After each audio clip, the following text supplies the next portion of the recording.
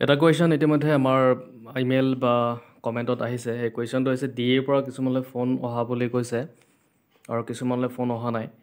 এই কথাটো বহুতে জানিব বিচাৰিছে যে কিয় ফোন আহিছে কিছুমানৰ তাত আৰু কিয় ফোন অহা নাই, এই কথাটো জানিব বিচাৰে। আৰু এই ক্ষেত্ৰত এটা কথাই ক'ব চাম যে যিটো যোৱাৰ নিযুক্তি প্ৰক্ৰিয়া আছিলে তাতো তেনেকৈ কল আহিছিলে কিছুমানৰ তাত আৰু কিছুমান তাত কল অহা নাছিলে। ইয়াৰ মতলব এইটো নহয় যে আপোনাৰ তাত কল আহিলে আপোনাৰ ভেৰিফিকেশ্যন হ'ব বা আপুনি চিলেকশ্যন হ'ব, তেনেকুৱা নহয়। আৰু যাৰ তাত কল অহা নাই এইটো নাভাবিব যে তেওঁলোকৰ ধৰক ভেৰিফিকেশ্যন বা মেৰিট লিষ্টত নাম নাহিব নেকি, তেনেকুৱা আপোনালোকে নাভাবিব।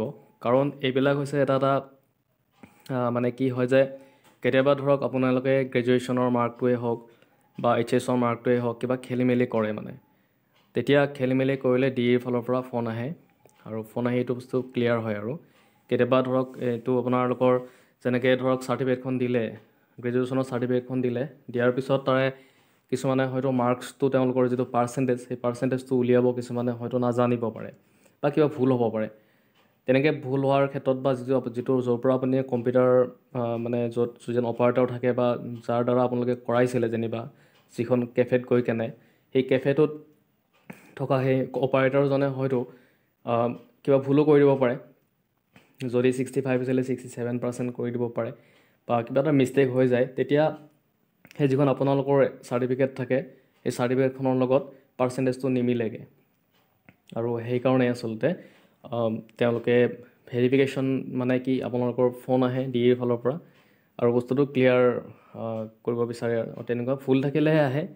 ইয়াৰ মতলব এইটো নহয় যে আপোনাৰ তাত মানে যিসকলৰ ফোন আহিছে তেওঁলোকৰ চাকৰি হ'ব, যিসকলৰ ফোন অহা নাই তেওঁলোকৰ নহয়, তেনেকুৱা নহয়। সেনেকুৱা একেবাৰে নাভাবিব আপোনালোকে। কথা হ'ল যে কিবা ভুল হ'লে ডিএৰ পৰা কল আহে। যোৱাবাৰো আহিছিলে, বহুতৰ তাত আহিছিলে, বহুতৰ তাত অহা নাছিলে।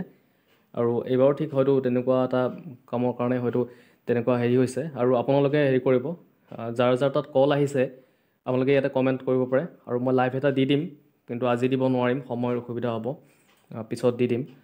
আৰু কাৰ তাত আহিছে ফোন আৰু ডিএৰ পৰা কাৰ তাত ফোন অহা নাই, এইখিনি আপোনালোকে কমেণ্টৰ জৰিয়তে জনাব।